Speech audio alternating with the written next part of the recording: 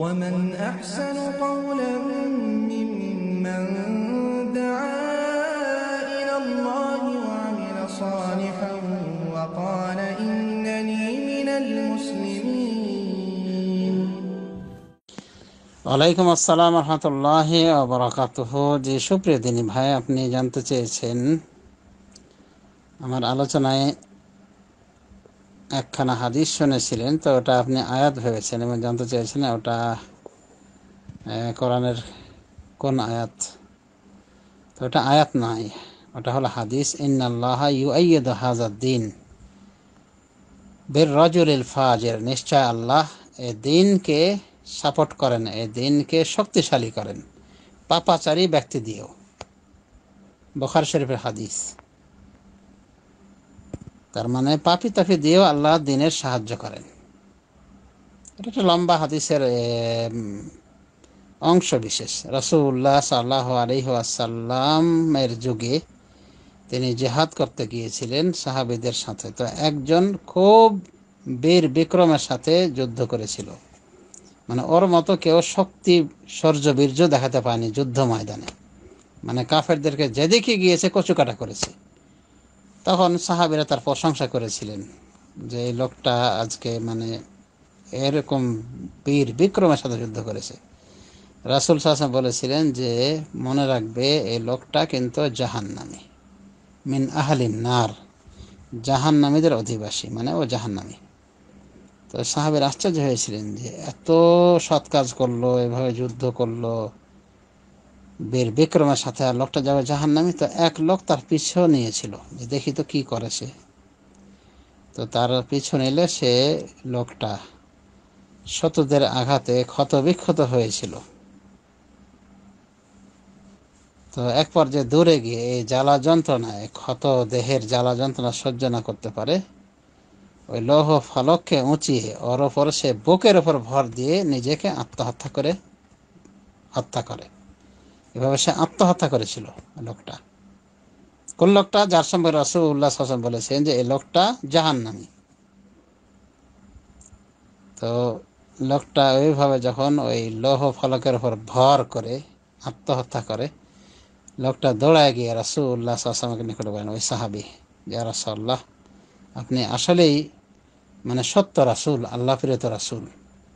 এরপরে বললেন যে যার সম্পর্কে আপনি এই কিছুক্ষণ আগে বলেছিলেন যে লোকটা জাহান্নামী, লোকটাকে দেখলাম এই কাজ করলো। তার মানে ওই জখমের আঘাত সহ্য না করতে পারে আত্মহত্যা করলো। তো আত্মহত্যাকারী পরিণাম কি? জাহান্নাম। তখন রাসূলুল্লাহ সাল্লাল্লাহু আলাইহি ওয়াসাল্লাম বলেছিলেন যে ইন্নাল্লাহা ইউআইয়িদু হাযাদ দ্বীন বালা ইউআইয়িদু হাযাদ দ্বীন বির-রাজুলিল ফাজির, নিশ্চয় আল্লাহ এই দ্বীনকে শক্তিশালী করেন পাপী তাপী দিয়েও, পাপী তাপী ব্যক্তি দিয়েও, পাপাচারী ব্যক্তি দিয়েও। তো এটা বুখারী হাদিস, এটা কোন আয়াত নয়। আর একটা কথা বলেছিলেন যে অনেক সময় হাঁড়ি পাতিলে যদি পা লেগে যায়, প্লেটে পা লেগে যায়, তাহলে সালাম দেওয়া হয়। কোনোভাবে মানুষের গায়ে যদি পাটা লেগে যায় তাহলে সালাম দেওয়া হয়, তাকে ওই জায়গায় স্পর্শ করে তাকে সালাম দেওয়া হয়। তো এটা কতটুকু শরীয়ত সম্মত, এই ছিল জানার বিষয়। এ বিষয়ে বলবো যে এইগুলি নতুন নিয়ম। কারো গায়ে পা লেগে গেলে তাকে সালাম দিতে হয় এমন নয়। কোনোভাবে প্লেটে এতে এতে পা লেগে গেলে সেটা তো বাই মিস্টেক হয়ে গেছে, আল্লাহ ভুলের কারণে কাউকে পাকড়াও করবেন না। রব্বানা লা তুআখিযনা ইন নাসিনা ওয়া আখতানা, আল্লাহকে বলছেন দোয়া, আল্লাহ নিজেই শিক্ষা দিয়েছেন কি বলতে হবে। মুমিনদের দোয়া কি হবে? রব্বানা লা তুআখিযনা, হে আমাদের রব, আপনি আমাদেরকে পাকড়াও করিয়েন না। ইন নাসিনা, যদি আমরা ভুলে যাই, আও আখতানা, বা ভুল করে বসি। মুসলিম শরীফ হাদিসে রয়েছে কদ ফাআলতু, আল্লাহ বলেছেন হ্যাঁ আমি এটা করলাম, মানে তোমরা যদি ভুলে যাও বা ভুল করে বসো তো আমি সেটা মাফ করে দিব, মাফ করে দিয়েছি। তো যেটা ভুল কর্মে হয়ে গেছে হয়ে গেছে, খালাস। প্লেটে পা লেগে গেছে, সমস্যা না। প্লেট যদি ময়লা হয়ে যেত ধুয়ে নেওয়ার ব্যবস্থা করবে কর্তৃপক্ষ, বা আপনি নিজেই করে ফেলবেন। বা আপনি মুরব্বীর গায়ে পা লেগে গেছে আপনার বা যে কারো, তো সৌজন্যমূলক কিছু তাকে বুঝিয়ে দিলেই হলো। সালাম দিতে হবে এমন কোনো বিষয়ের বাধ্যকতা নাই। আপনি তাকে সম্মানসূচকভাবে কিছু বুঝিয়ে দিলেই হলো, যেমন বলেন দুঃখিত, সরি, এক্সকিউজ মি, ইংলিশে যেমন বলা হয়ে থাকে। তো এইভাবে কিছু মানে সৌজন্যমূলক আচরণ করবেন, যাতে করে বুঝতে পারে ওই লোক যে না, আপনি এটা ভুল কর্মে করেছেন, ইচ্ছাকৃতভাবে নয়, তাকে অসম্মানী করার জন্য নয়।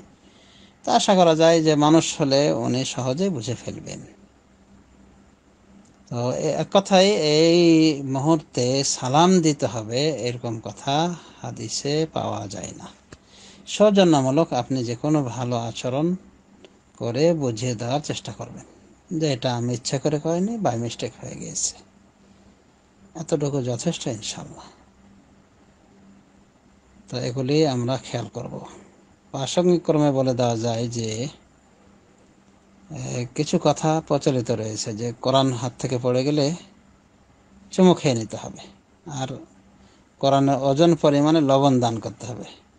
কোনোভাবে বিড়াল যদি কেউ মেরে ফেলে তাহলে বিড়াল পরিমাণে লবণ দান করতে হবে, এরকম কথা রয়েছে। তো এগুলো কুসংস্কারে কান দিতে নাই এবং আমলও করতে নাই। কোরআন যদি পড়ে যায় তো এটা বাই মিস্টেক পড়ে গিয়েছে, এই জন্যে ইনশাআল্লাহ আল্লাহ ক্ষমা করে দিবেন, আল্লাহর কাছে ক্ষমা প্রার্থী হবেন, এরপরও এতটুকু যথেষ্ট। কোরআনে চুমো দিবেন, চুমো দেওয়ার বিষয়টাও এ ক্ষেত্রে আসেনি, সুন্নাহ হিসেবে আমরা কিছু পাই না। বাকি তাহলে কোরআনে এমনি আপনি শ্রদ্ধাভরে চুমো দিতে পারবেন কি পারবেন না, বিষয়টাতে ইখতিলাফ রয়েছে। কিছু ওলামায়ে সাপোর্ট করেন, বলেন যে সুন্নাত না হলেও জায়েজ রয়েছে। তো কোরআন পড়ে গেলে যে আপনি এটা এইভাবেই মানে করবেন, চুমো দিবেন বা সালাম দিবেন, এগুলি যেহেতু প্রমাণিত নয়, কাজেই আপনি হৃদয়ের গহীন থেকে অনুতপ্ত হবেন, এতটুকু যথেষ্ট হয়ে যাবে, বিশেষ করে আল কোরআনের ক্ষেত্রে। আল্লাহ রাব্বুল আলামিন আমাদেরকে সর্ব বিষয়ে কোরআন সুন্নাহ মোতাবেক পরিচিত হওয়া তৌফিক দান করুন। আমিন। ওয়া আখিরু দাওয়ানা আনিল হামদুলিল্লাহি রাব্বিল আলামিন।